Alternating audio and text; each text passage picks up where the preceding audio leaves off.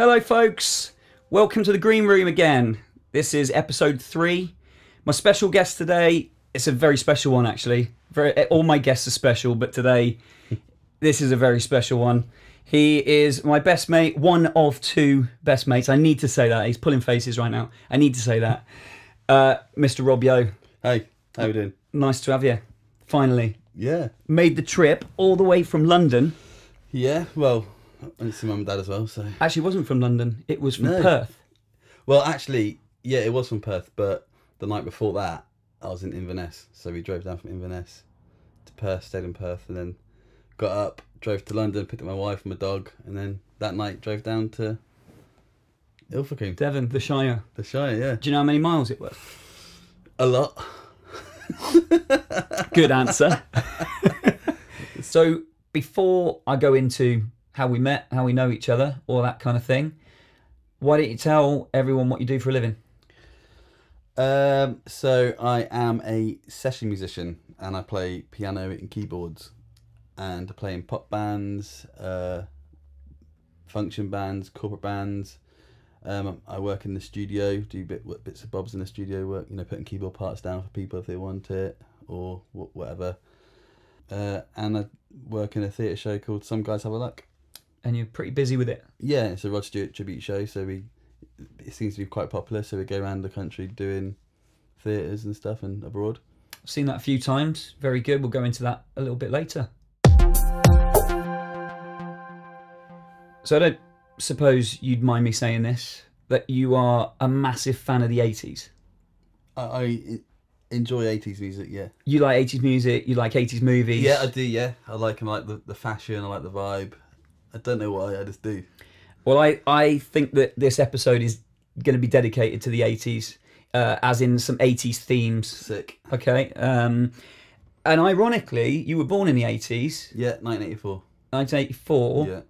But something I always say to you is that you were kind of born 10 years too late, because if you were your age now, yeah, in the 80s, you'd be making millions in music, because you are all about that 80s style of music. Oh, I guess so. I mean, when I write music, yeah, it can be. I like to write stuff that has those 80s elements in it. Well, that's cool. Well, this episode is going to be dedicated to the 80s, in your honour. Okay.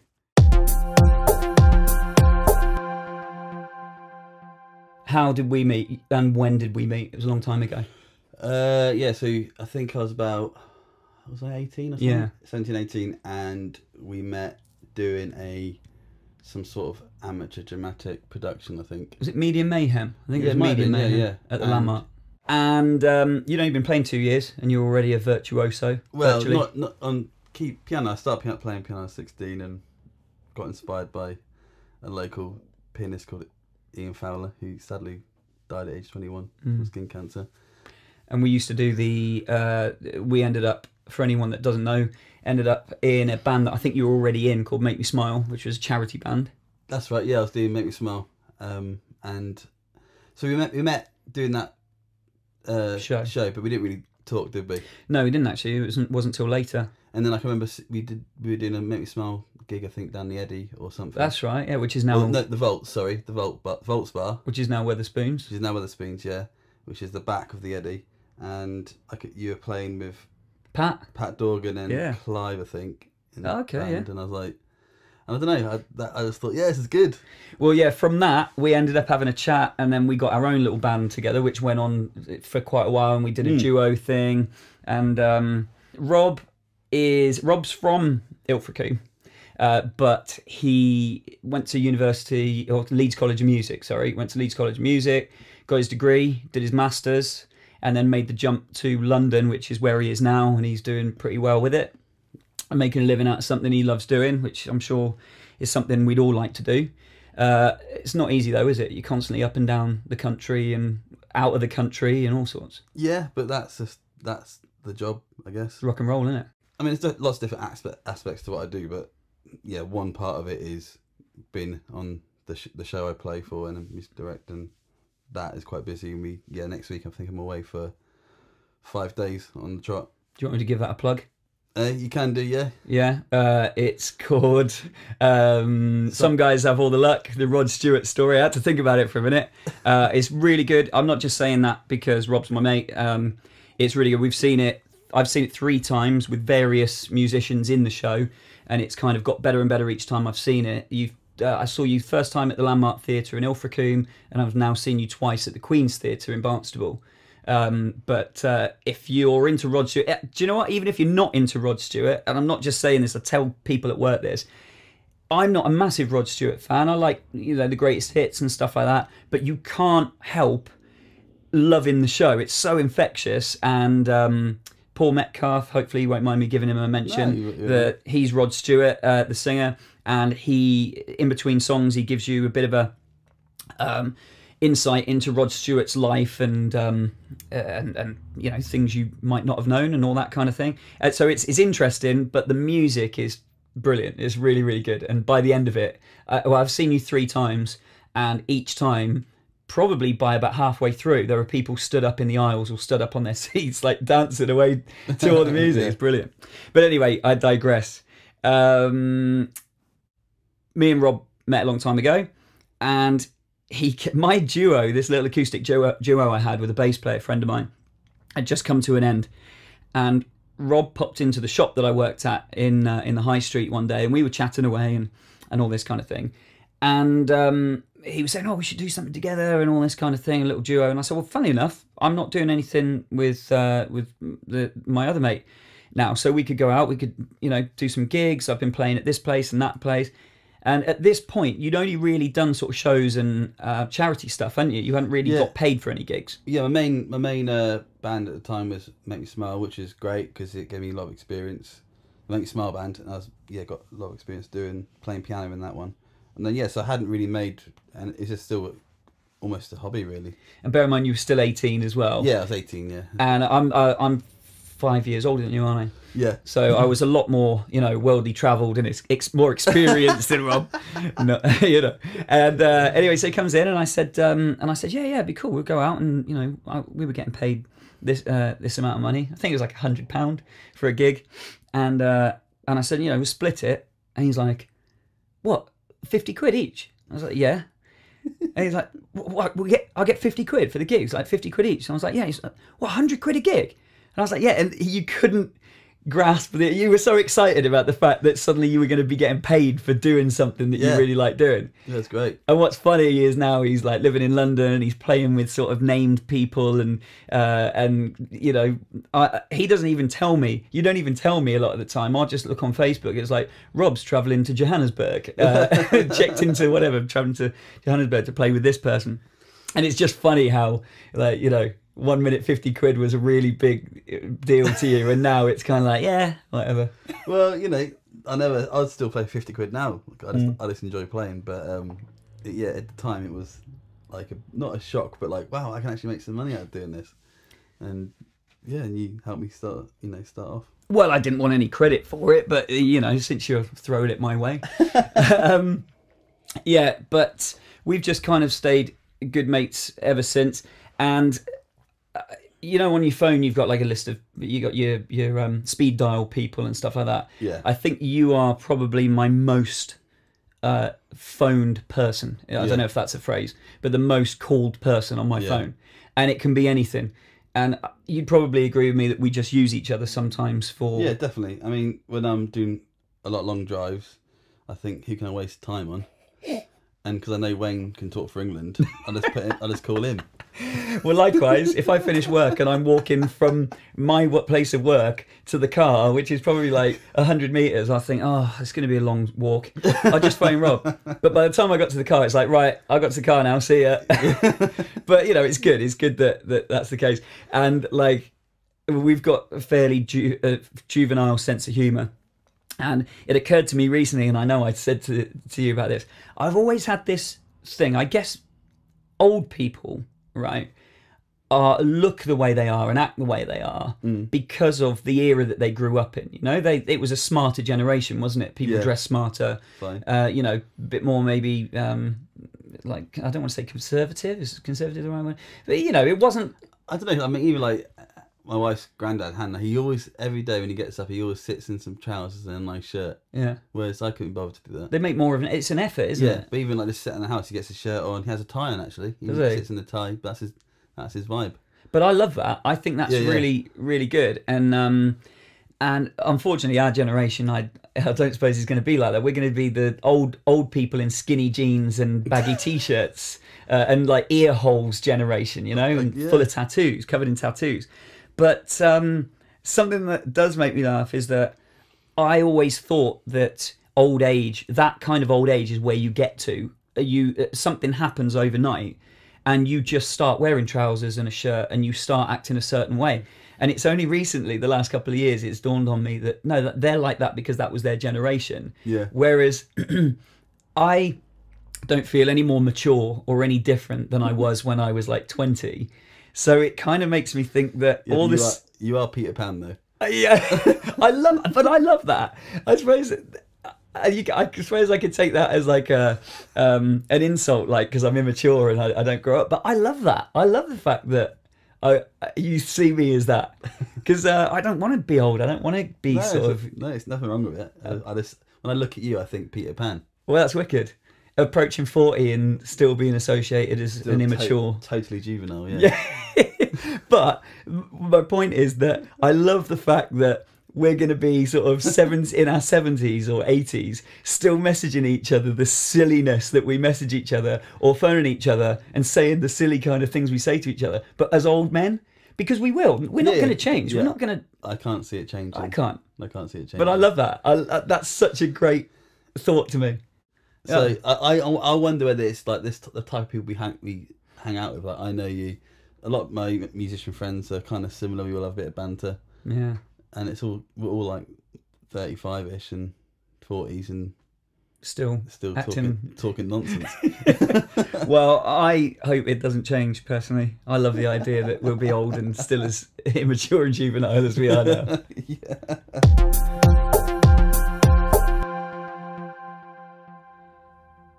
Okay, well, we're talking about music then.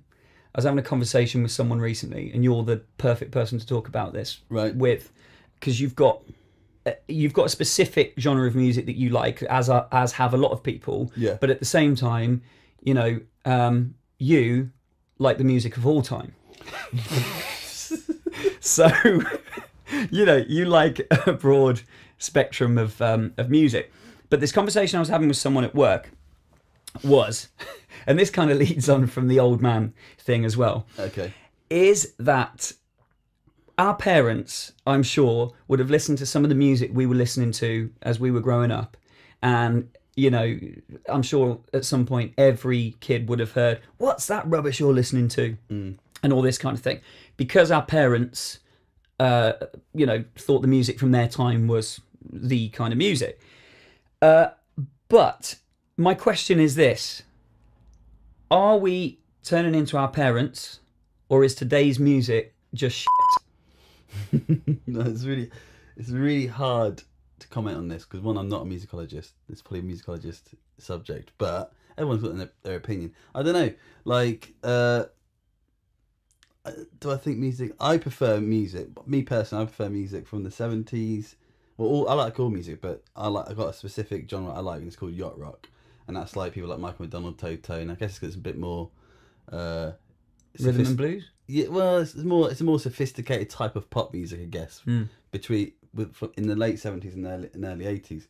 But so it's hard for me to comment on that because I don't know. I like a lot of now pop music that's out now. Like, I think Clean Bandit are doing really well and doing good stuff. But there's also like, there's some stuff that comes out that I'm not sure is very good as well. Okay, let's generalise it then.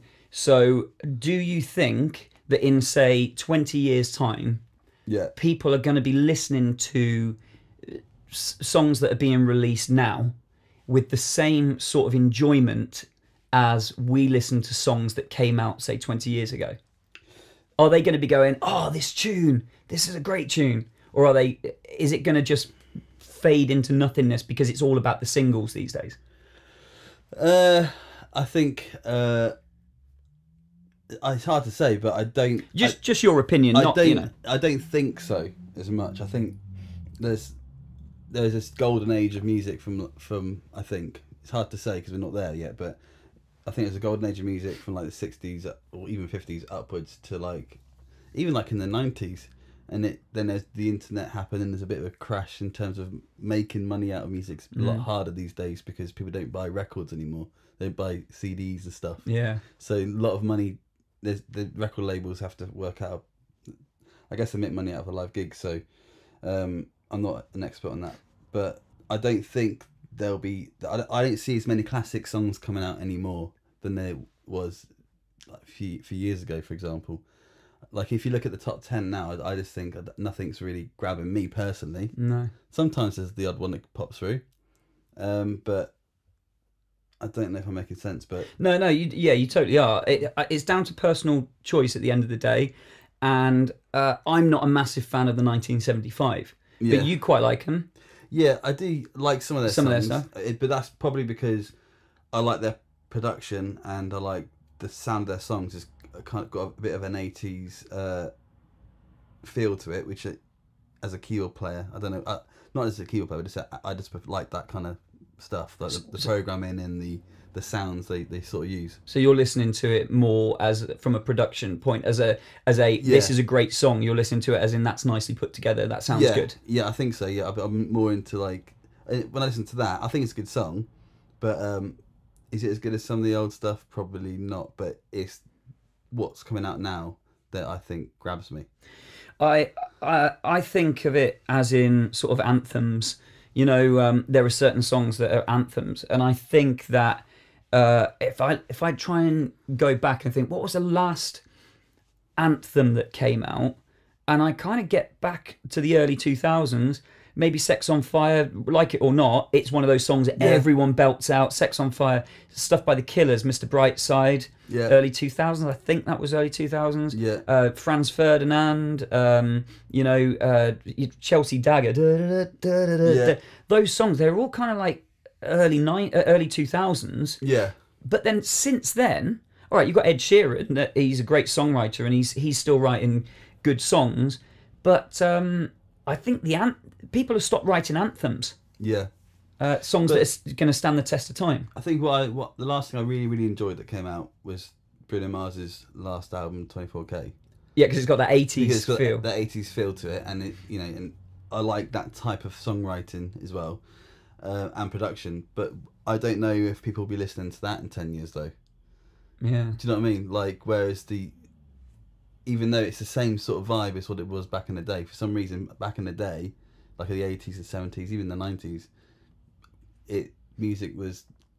some of those songs just will never be old, I don't think. Yeah, see, we disagree on this to a point. Rob hates me. Rob hates me using the term cheese, because what he deems as cheese is something I might not, and vice versa. But I like some 80s music. There's a lot of 80s music I do like. I like the Pet Shop Boys, I like Erasure, Michael Jackson. Oh God, I'm not a massive fan of Madonna, to be honest. But you know what I mean. I like and stuff like True by Spandau Ballet. Yeah, I can appreciate all those songs. They're great.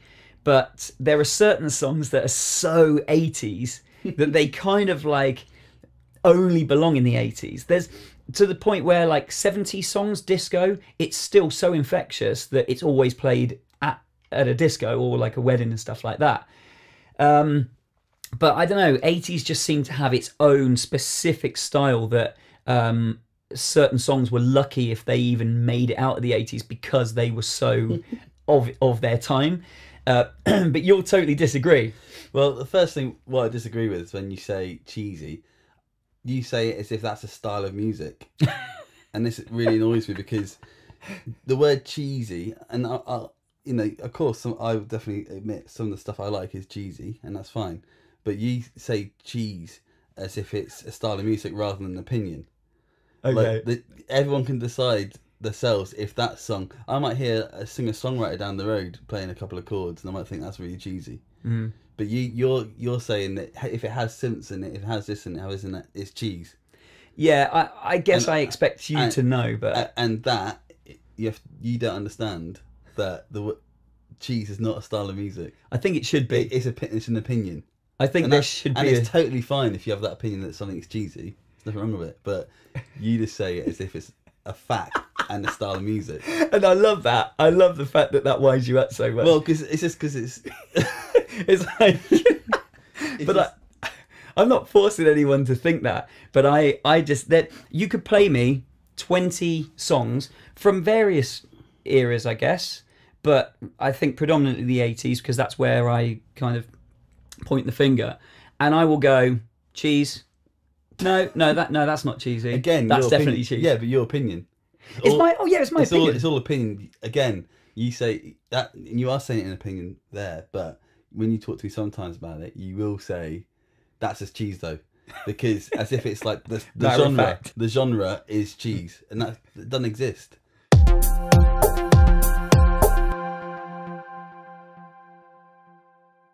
Ooh, that's embarrassing. Well, it's that time again, folks. It's the embarrassing moments time. Sure. I've shared 2 of my embarrassing moments. And as you know, if you've seen the videos before or heard the podcast, each episode I ask my guest, this week is Rob Yeo, for an embarrassing moment from their life, and I share one of mine. I'm going to run out of them at some point. I doubt it. Well, I have got a lot, but so yeah, we share our embarrassing moments. Do you want to go first? Yeah, I don't mind. Okay, right, go for it. So for my embarrassing moment, luckily it wasn't actually in front of anyone, so it wasn't too like public embarrassment. More cringe. Yeah, it's more for myself, and I think I've told the story to some people before, but when I was learning piano back in the day in Ilfracombe, my piano teacher was Lindsay Jeffcoat, and he was watching this. If you're watching it, you know this now. And I've always had a bit of a dicky tummy, you know. Oh, it's one of those stories. Yeah, yeah. Okay. And who ever knows me will know I'm always, running off to the toilet. Sometimes mid-gig. Oh, no. It's a lot better now.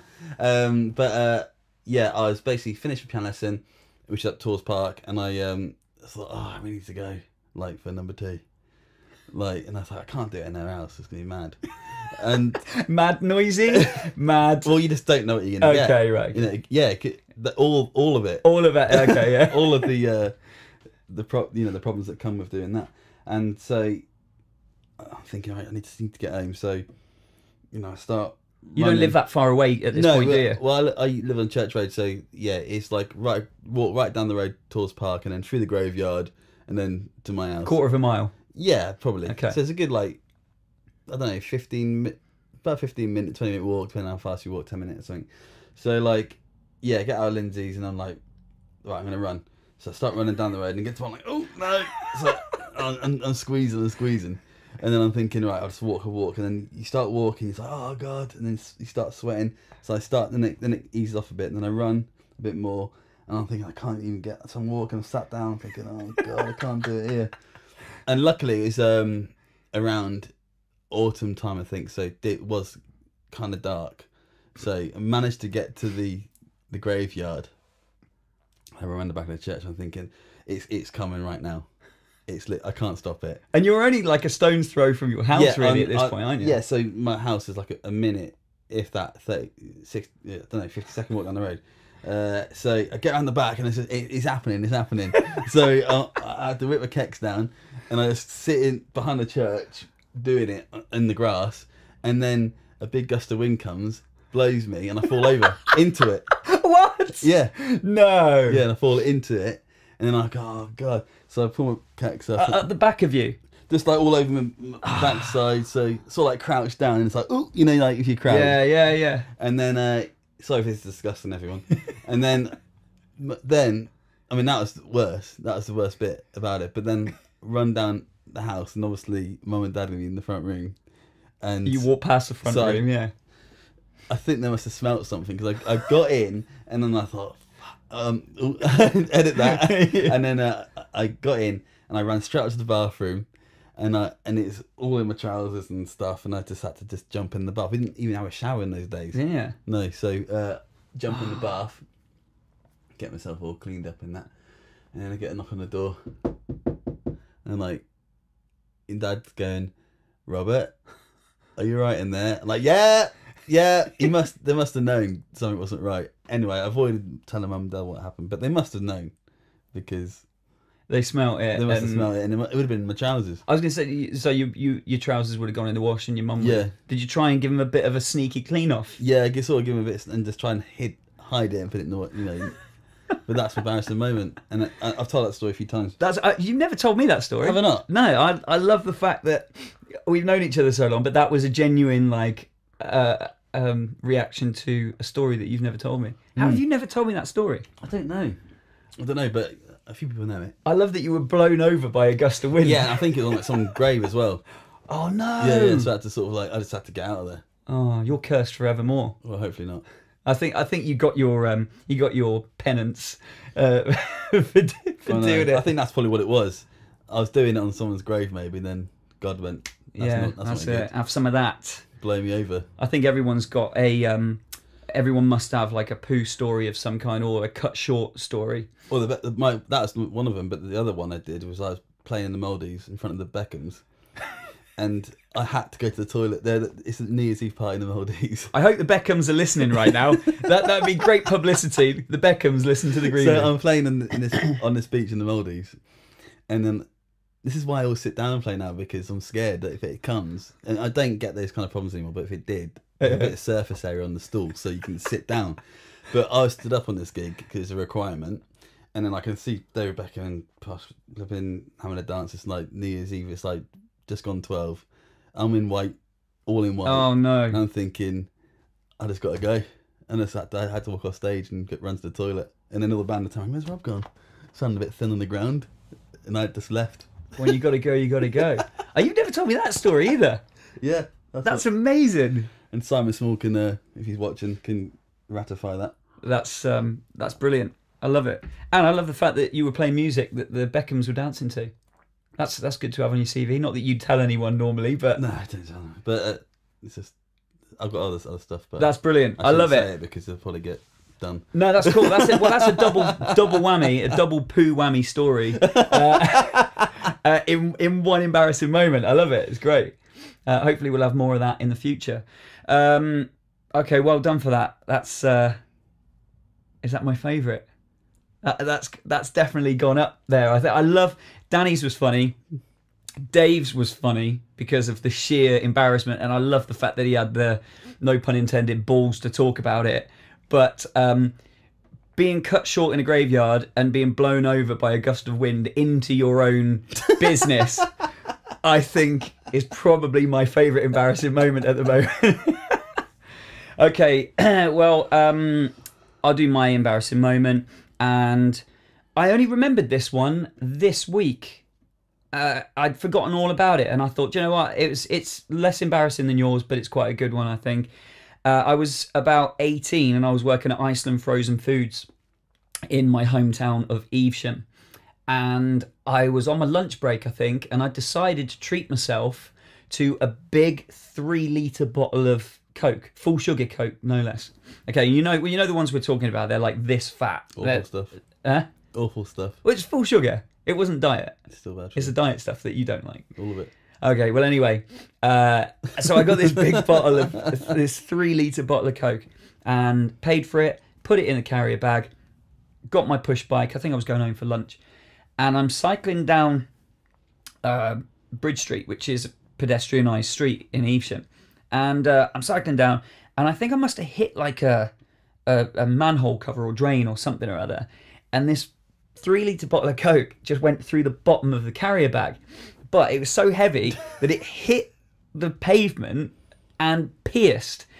And the pressure of the inside the Coke spun it around on the spot. And so I stop it and I get off my bike, and there's this 3-litre bottle of Coke spinning around like just 100 miles an hour in the middle of the high street, covering everyone with Coke. It's spraying everywhere. And I'm trying to get to it. I throw my bike on the side and I'm trying to get to it, and I'm getting covered, and I picked it up, and I hear some woman go, "Oh, bless him." And as I'm leaning over to pick it up, I look up and I just see a guy with like chino trousers, khaki coloured trousers. Yeah.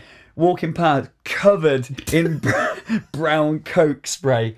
And it was embarrassing. To be honest, it was less embarrassing and more gutting that I didn't have a lot of money around those days. And I just spent about £3 on this massive bottle of Coke that I just had to throw in the nearest bin.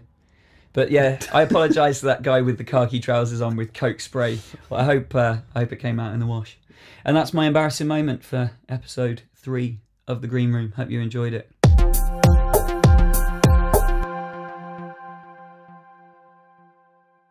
So since this is an 80s themed episode, Rob, I've done your little 80s quiz. Okay. And this isn't like a test your knowledge kind of thing. It's just I've got a few questions, as in what you would consider the best of things in the 80s. Yeah. And I haven't asked you about this previously because I wanted to know, I wanted it to be a genuine thing. I wanted it to be the first thing you thought of. Okay. Yeah. So I've got, what have I got? 1, 2, 3, 4, 5, 6. I've got 7. I'm sure I could have thought of more categories, but I'm just going to fire them at you quick, okay? Best 80s things, okay? We'll start at the top. Best 80s band. Band. In your opinion. 80s band. Or artist. That's a really hard question. You've got a gun to your head on all these questions. Artist, oh god, I like it all though. The band I like the most from the 80s, and they started in the 70s. It's really hard, but I would have to go with Toto. Okay. And the reason why is because I love all their albums. Have they done more than one greatest hits? Again, this is the problem with people that don't understand Toto, because these people like all the music. Anyone likes 80s music, 70s music, and even 90s music, or you like Michael Jackson, or you like any of those artists coming out of LA music scene, or whoever, it's very likely that Toto are playing on the album. Well, you told me that they played on the Michael Jackson Thriller album. Yeah, so they're on a few of the songs on Thriller, and the musicians from Toto. And the track Human Nature was actually written by Steve Porcaro, who was in Toto. Which I only found out recently. Yeah. Cool, okay, well I kind of expected that in a way, but then I thought, well, there is Michael Jackson there, there's some big artists. Yeah, but the thing is, again, like, it all comes into Michael Jackson because these guys were playing on the records. Okay, yeah, but you like Toto. I like Toto. Anyway, yeah, I think their music's great. Well, there's no right and wrong answers here. These are literally what you consider the best. Yeah. Okay, so best band was Toto. Best 80s song. Oh, best 80s song. Every other song that was ever written and recorded in the 80s is getting blitzed from time except for one, and it's the only one you'll ever be able to listen to forever. Oh, God. I mean, I like a lot of obscure 80s stuff, like from the Toto band and from like people like Michael McDonald, and they're not like big tunes, but I think if I was going to go for a real popular tune that I think is really well put together, I think the production's amazing, I think the vocalist is amazing, and I think the songwriting is amazing. It's probably Whitney Houston, I Want to Dance Somebody. Okay, yeah, that's a good one. I think a lot of people would agree with you on that one. Okay, best 80s cartoon. Oh, cartoon, okay.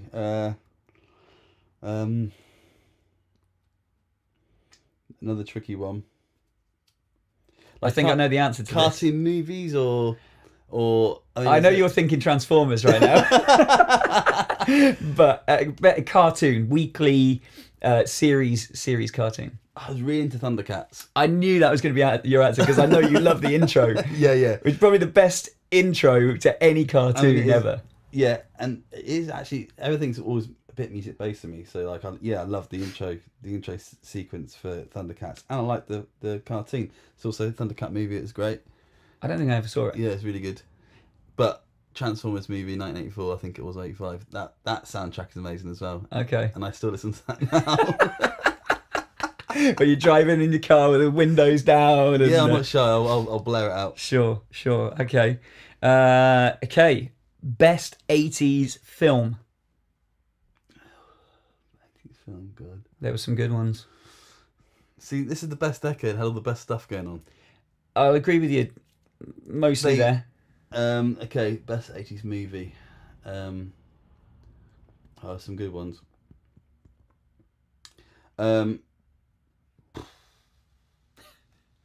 It's got to be Back to the Future, isn't it? Oh my God, I thought you were going to go with Goonies, but I am well up for Back to the Future. I was going to go with Back to the Future or maybe Top Gun, because I love Top Gun as well. I've got to be the only person that's not a massive... I don't dislike it, but I'm not a massive fan. I mean, look at these. So Top Gun. Put them on for the video. Put them on for the video. There you go. Cool, okay. Okay, that's a good one, sure. So which one are you going for? Back to the Future? Yeah, Back to the Future, yeah. Okay, I'm all the way with you on that, because that's my favourite film of all time. Because I can literally watch that again now and just love the vibe of it and feel really 80s. Just side note, I was talking to someone today who's never seen it. That's all we need. That's all I need to say about that. Disgrace. Okay, best 80s TV show. TV show. Oh wow.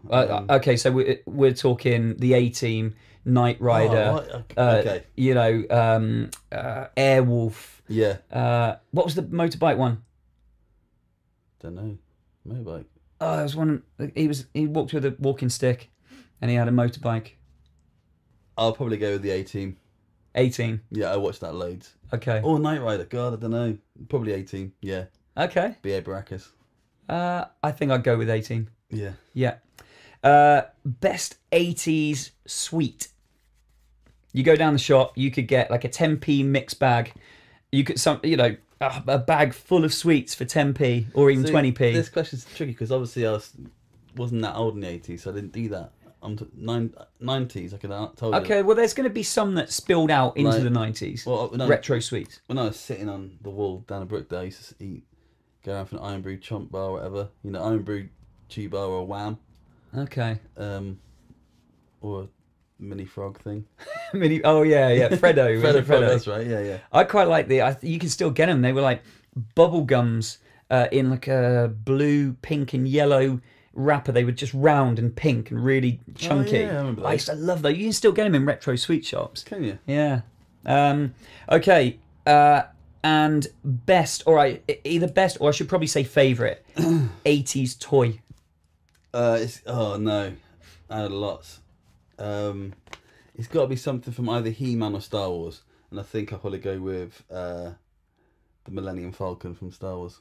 Okay, that's actually a really good one. Yeah, I had that, and it was epic. Yeah, it's wicked. You can open the top of it and look inside, put your figures in, and put it together again and fly it around. Yeah, wicked. But then Castle Grayskull is good as well. Oh my god, I'm always going to be torn between Star Wars and He-Man because He-Man was my favourite. Everything I had the toys. I love the TV show, but the toys of Star Wars were just so good. Yeah, something really exciting about opening a Star Wars toy like a spaceship or something. And I had a Rebel Alliance cruiser as well, which is great. Well, thanks for that. That was good. I'm glad I did that. And you answered those questions probably quicker than I could have. I would have been like, oh yeah, but is it this or is it that?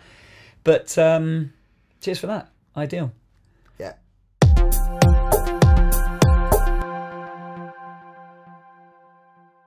Movie of the Week.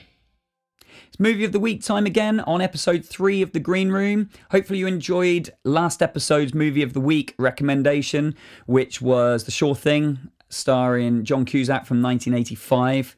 Love that film. Never gets old, even though it is kind of old now. This episode's Movie of the Week is something a little bit more recent, but I've just realised it's 10 years old itself. I didn't realise it was that old. From 2009, and it's a film called Zombieland. It's a bit more, probably a bit better known than some of the films that I was planning on featuring on Movie of the Week, but there's a sequel coming out really soon, and it's just such a good film. I've spoken to a few people recently who haven't seen it, and I'm like, you've got to go and watch this film. It's so good. It stars Woody Harrelson, Emma Stone, and Jesse Eisenberg, as well as a few other people, and it's got a cameo from Bill Murray in there, which is quite entertaining. And it's got comedy, it's got horror, it's got gore, it's got zombies, it's action-packed, it's just brilliant. It's just such a good film. And it's about a group of people trying to survive independently, I guess, in this zombie apocalyptic kind of version of our world. They try and stick on their own because they don't want any attachments to any other people, etc. They think they stand a better chance of surviving on their own, but inevitably all meet and decide to work together to try and survive. There's more going on than that, but I don't really want to give anything away. It's just a great film. Zombieland, go and watch it. Don't be put off about the horror aspect of it. It's not so much a scary film. There's a bit of gore in there, but it's just more of a comedy than anything else.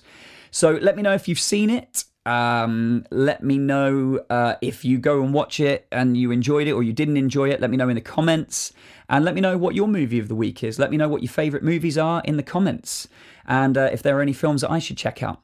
So that's it. That's my movie of the week for episode 3 of The Green Room, Zombieland. Cheers. See you soon.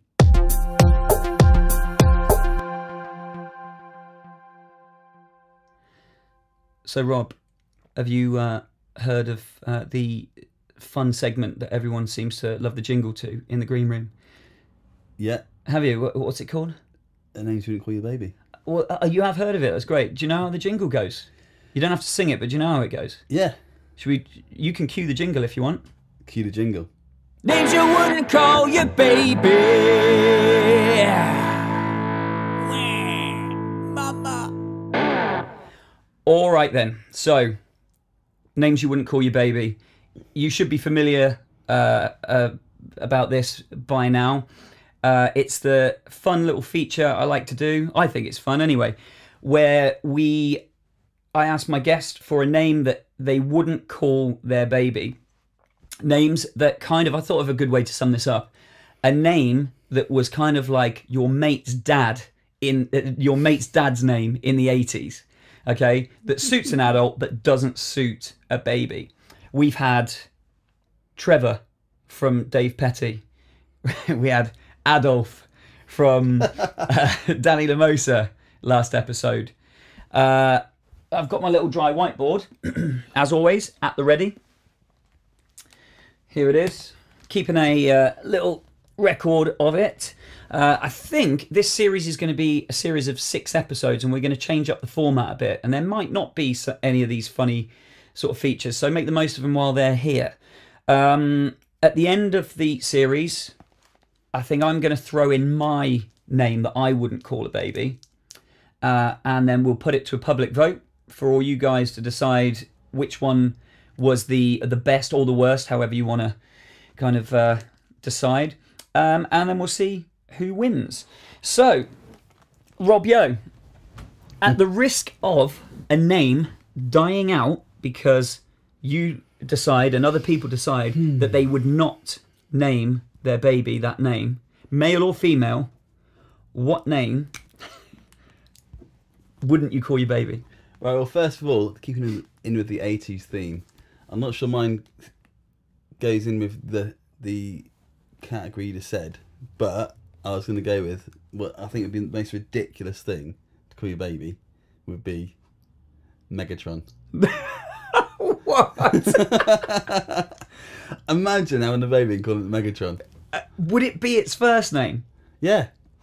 Imagine you have a baby. Yeah.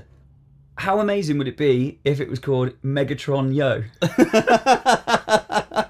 And it goes into the same industry as you. So I guess no one's actually ever been called Megatron before, but unless you're the evil Decepticon from Transformers. But okay, yeah, okay. Megatron. Would that be predominantly a man's name? I think it could be male or female. Megatroni. Just Megatron. Just Megatron. Yeah. I love it. Unisex. And I love the fact as well that since this is an 80s themed episode of The Green Room, Rob's gone for a truly 80s themed name. I, like Danny's last week, I want to know now if anyone's ever called their kid Megatron. If people are calling their names, their kids Fruits and Brooklyn, you know, areas of cities and all that kind of thing, someone must have called their kid something from a cartoon or a film like that, something ridiculous. So you're going for Megatron. Do you know what? I thought you were going to go for Wayne. I would have bet money on you going for Wayne. I mean, Wayne is a ridiculous name, there's no doubt. Well, hopefully my mum's listening and you've just totally offended her and my dad. Oh, well. But, you know, sure. Okay. They just saw your face and thought, Wayne, that's what it is. I think my dad was a fan of the Westerns, and it was a popular name. Like my brother's Luke. I think that was a popular name as well. So Luke Skywalker. I've never thought about that. Is it just Megatron? Yeah, like a mega. Yeah. Megatron, yeah. The evil Decepticon. This has gone so differently to how I imagined. I was thinking like Colin and Brian, and now we've got Adolf and Megatron. But I love it. I love that it's taken its own course. Rob Yeo goes with Megatron.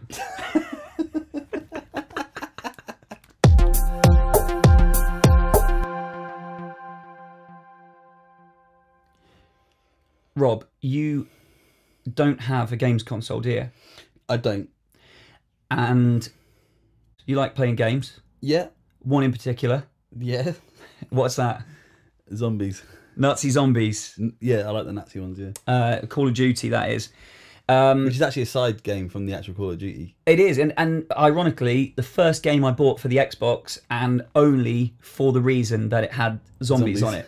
And it was really annoying because I got the game, Callum, my stepson, had been over for Christmas. We've been playing his Xbox, but he had Xbox Live, so he'd been able to download it. Yeah. But if you didn't have Xbox Live, you had to complete the story mode to get zombies. The campaign to get zombies, and I was really annoyed. As it turned out, the story mode was good, but when you come down, quite often, probably like pretty much every time actually, you come around and we have a bit of a Call of Duty Nazi Zombies session, don't we? Yeah.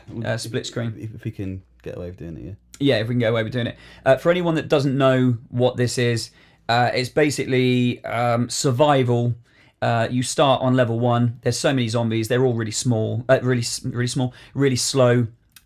You kill them. The next wave comes, and each wave there's more zombies. They get faster, harder to kill, and you've just got to survive as long as you have. But this segment isn't about Nazi zombies. It's about zombies in general.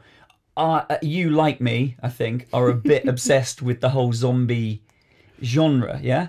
Well, it's just, I think it's more, zombies definitely come into it, but it's about, like, if the world ended like it would like it is now, and we had to go back into some sort of survival mode, what would we do?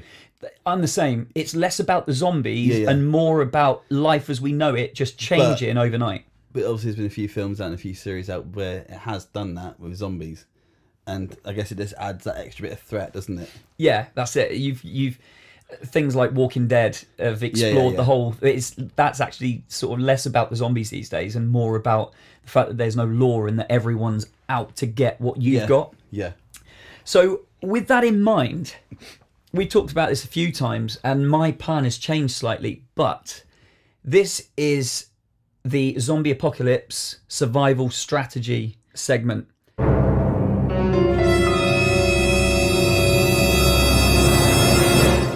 So we're sat here. Where should we do it from? Should we do it from here, or should we do it from you're in London, or you're in the supermarket and it all happens? I don't mind. I mean, yeah, just whatever you decide the scenario is. The scenario is we're here doing the green room. Okay. And you know, loving every minute of it because you know, giving joy to the listeners, all that kind of thing. And suddenly, I don't know, something flashes up on the phone, and there's a national emergency, and there's this big pandemic. Everyone's turning into zombies, or kind of enraged, and they're runners as well. They're not slow ones. They're runners. They're like kind of 28 days later, that kind of thing. Stay in your homes. Blah blah blah. Don't go outside. What is your strategy? What do you do from that point? Well, obviously, I'm going to say, well, Wayne, I have to do the green room another day. We wouldn't finish it, no? No, we wouldn't finish it, no. Okay, sure. You got somewhere else to be, have you? So, what would I do? So, the first thing I'd do is probably say, right, what are you going to do, Wayne? I'm going to get back home. We're going to have to get Mum from work. Hopefully, Hannah and the dog and Dad are safe in Church Road. Can I just throw something in? Yeah. For people that are listening to this that maybe don't know us and don't know where we are, we're in a small North Devon town. So the nearest town is about 14 miles away, and the nearest city is like Exeter, which is a good hour and a half away. So hopefully, with that in mind, hopefully we haven't been hit by anything serious yet, or have we? I don't know.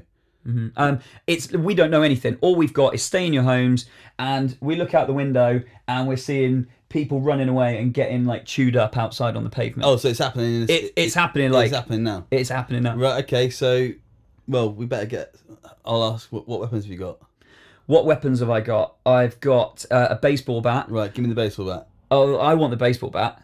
Okay. What? Are you going back to your house? Do you need something to get you back? Yeah. Okay.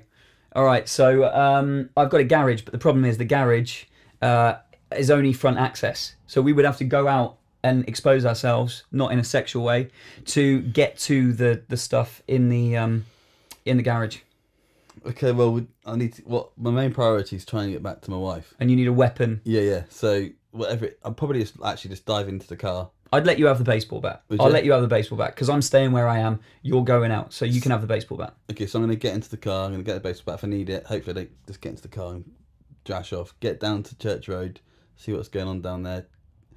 On the way there, though, is Variety Sports still going? It's not. This was my plan, but Variety Sports isn't. It's like a gallery or something now. Oh. But can I just... something you haven't thought about. Right. How do you know that the roads aren't blocked because of cars that have crashed into each other? Well, I don't, but I need to get back to my wife. Right. So our neighbours can pretty well, so I'll find a way around then.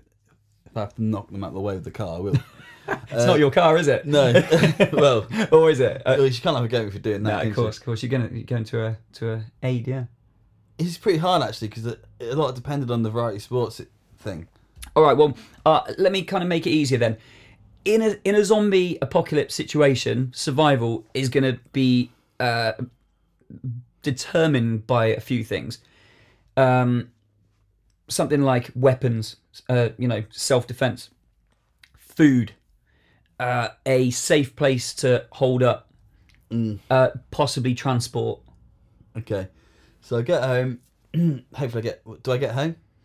Well, I don't know. It's your strategy. Well, I'll definitely. My first strategy would be to get home, get Hannah, get my dad, then pop up to Ndolly, get up to Pal, get Mum out of there. She's working right now. So then head up to Tesco's. Right. See what the situation is. Is it safe? If it is safe, get in there, get all the tinned food you can because it's going to be. This could last for a while, couldn't it? Fresh is pointless because it's just going to go off. Get in a day or two or a week. So get tinned food. It's going to last. Get down to the harbour. Try and commandeer a boat, and then get out in the ocean and see what happens. Where would you get your boat key from? Boat key. That's a good point. This is something I haven't really got past at the moment. Yeah. Well, I'll just. You could definitely unanchor it and stuff, and without a key.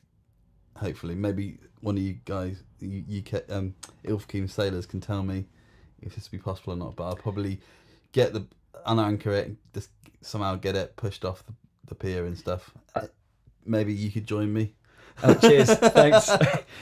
Or whoever, I don't know, Matt Ashley, get him involved, get everyone I know, let's get it on the Oldenburg or something and try and just sit offshore and see what happens. The biggest problem we've got in a zombie apocalypse is we don't know what the states of the roads are. We don't know how many people are infected.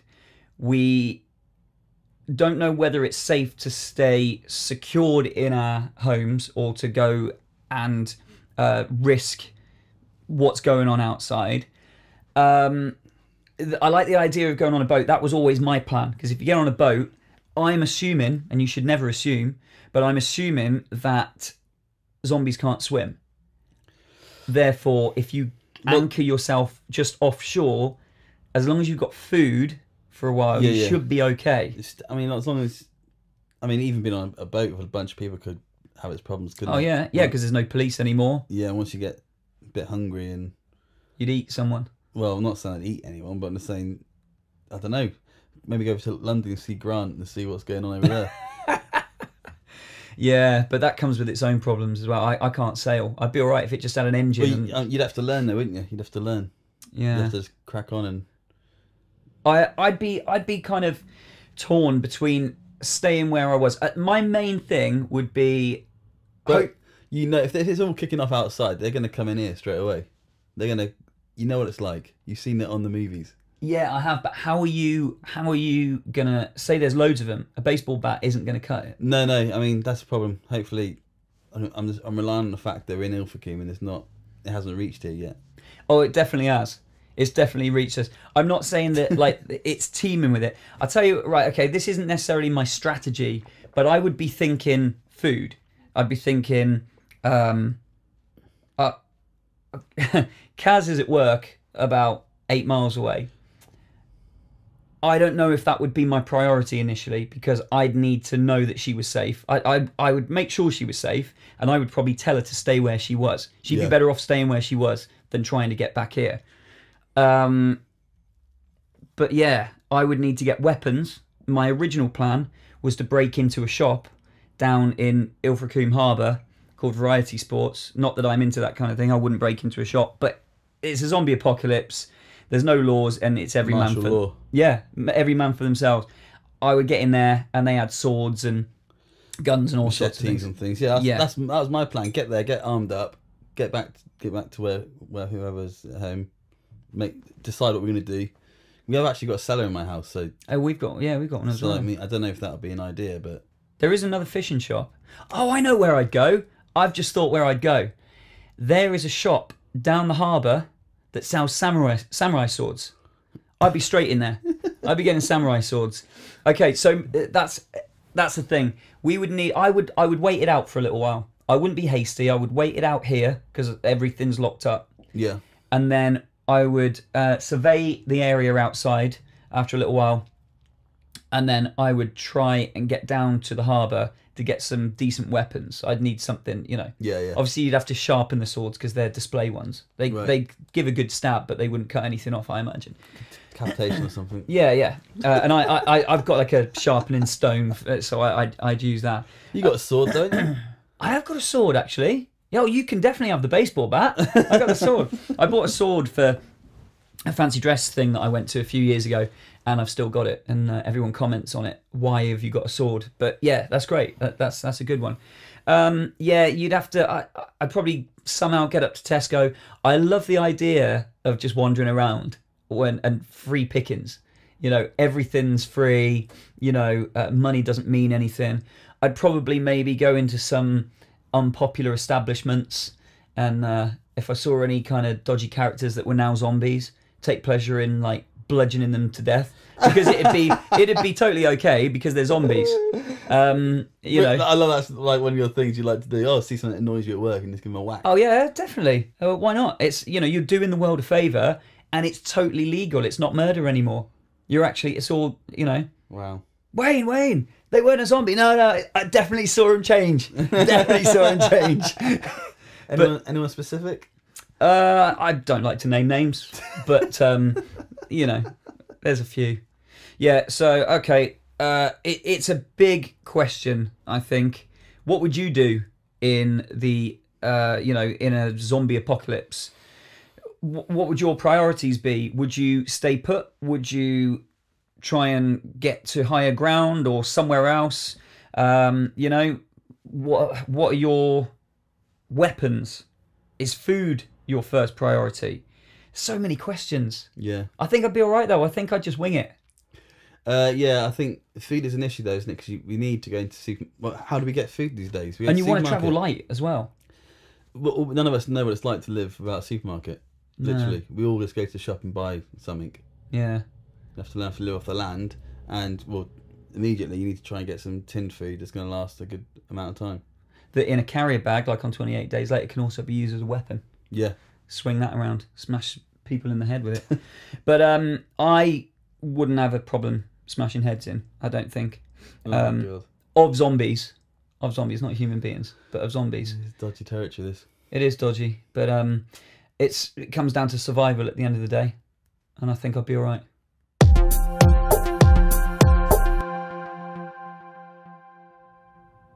Another feature we have on the Green Room is Annoyances. I haven't got a jingle for it. I've done jingles for the other things. I haven't got a jingle for this. I don't think it needs it. And I ask each guest for something that really annoys them.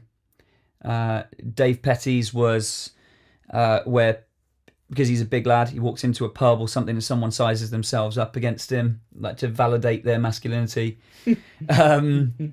Daddy Lamosa's was just about the snowflake era that we're in currently. That was a good one. Rob Yeo, what annoys you? So, my main annoyance is when... So, obviously being a musician, I have to be away a lot and I have to eat out a lot. So, when it annoys me when you order food, you know you've only got like 45 minutes till you got to be back at the theatre or whatever, because you don't get back there on time, you get told off.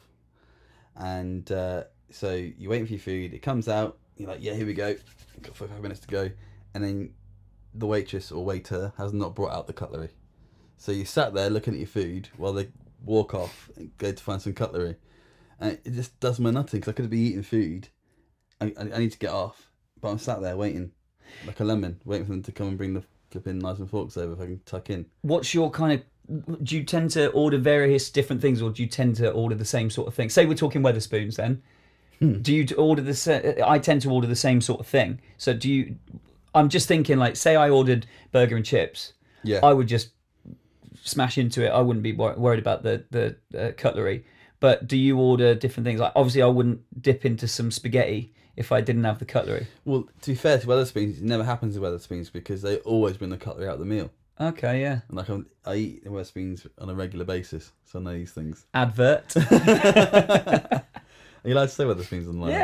Yeah. And they might sponsor us. You never know. If you're going to like you said, like an Italian, which we do eat sometimes, yeah, you have to go to sit down and wait for the cutlery. That's ridiculous if that's the case. Yeah, and you sat there waiting, looking at your blinking seafood linguine, and seafood linguine, and you can't eat it, and then it makes my blood boil because I've got that's 5 minutes away taken out of my mealtime. So when this happens, do they generally bring it out 5 minutes later, or do you, or more often than not, do you have to go and say, excuse me, you haven't given me any cutlery? Yeah, sometimes you have to go, I've got no cutlery, where's the cutlery? So how long will you leave it? How long will you wait until you're at that point where you're like, this is ridiculous, I've got to go and get some cutlery? 5 minutes. You'll sit there and look at your food for 5 minutes. No, but like, yeah, probably about 2 minutes. I'm like, where the hell's cutlery? Yeah. But like sometimes, but you want to ask them straight away, and you've waited on as well. Yeah, and I've obviously been living in Ilfracombe. I work with my dad at the Granville Hotel, and I've done those kind of jobs. So you expect it to be done right. Well, I know how to do it, so I'm just like, that's ridiculous. Well, yeah, I would have thought that to be a waiter or a waitress, that would be one of the fundamental things that you would need to know. The cutlery goes out personally, if they didn't have cutlery already laid out, I would always bring out the cutlery. Yeah. Or be like, it's just not good. I totally sympathise with you, but you're so funny when you're wound up that I just find anything that winds you up highly amusing, because I can imagine you in that situation, like, it's ridiculous. This is ridiculous. Like, getting all worked up about it. So, well, that's quite a good one. That is quite good, and it's something really simple as well. But sometimes the simple things can become really, really big things, can't they? I guess to some people it's fully stupid, but when you do it every day and it happens, say it's happened 3 times in a row, yeah, like in 3 consecutive days, you're just like, oh, for goodness sake, I just want to eat the food and go back to the theatre. I get really stressed out, and it's my own fault, I guess.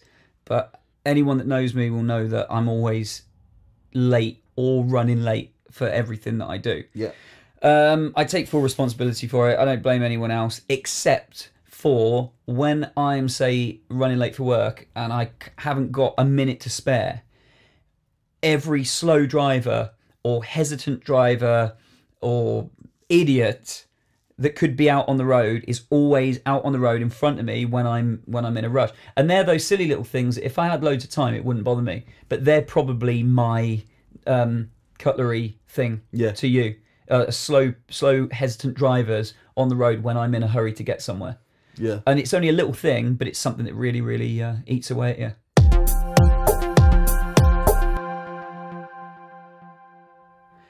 Well, that's it. Once again, episode 3 of The Green Room.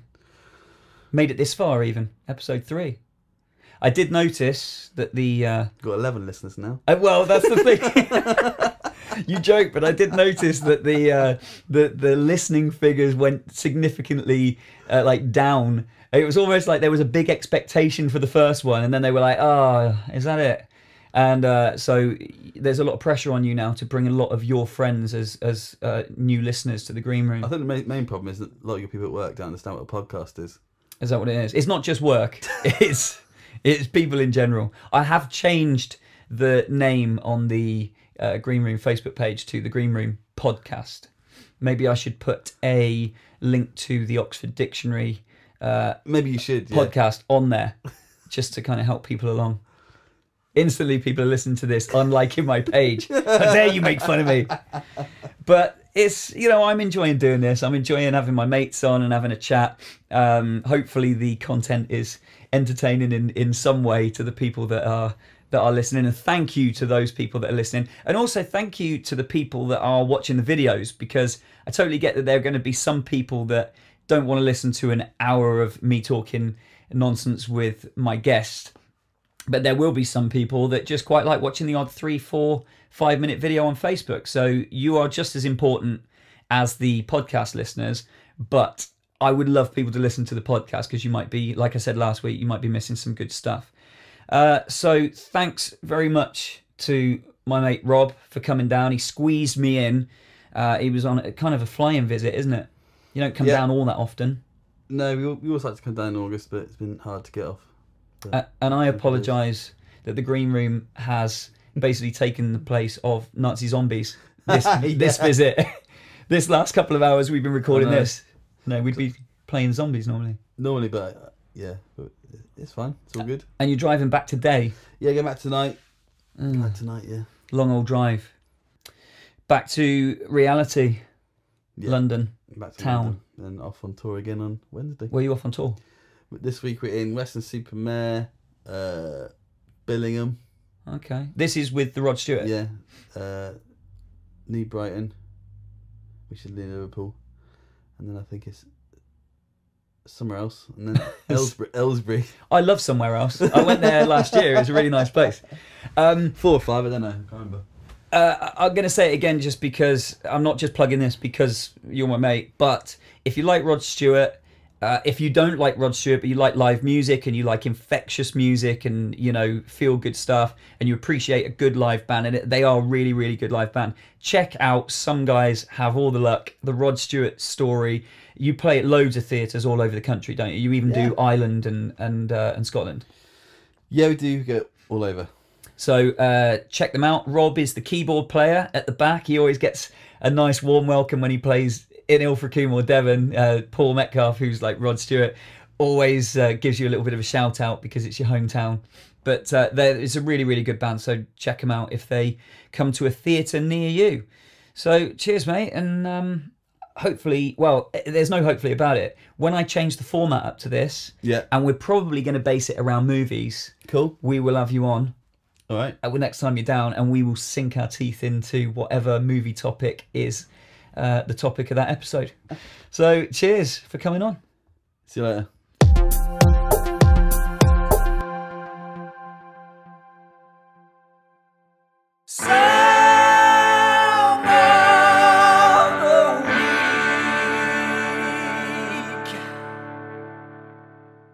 Well, hopefully you liked my Song of the Week last episode, which was Shameless Little Monkeys by the Crash Kings.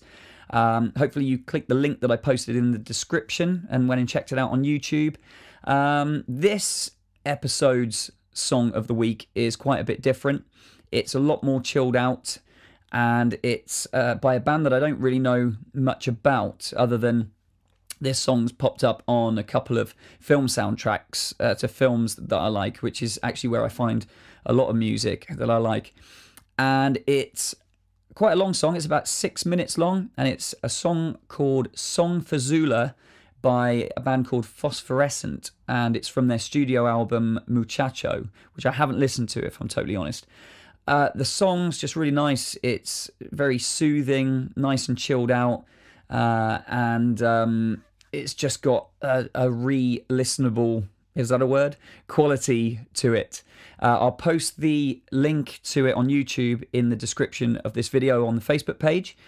Go and check it out. Let me know in the comments if you liked it, if you didn't like it, and also let me know what songs you've been listening to this week and what I should check out. And see you on the next episode of The Green Room. Cheers.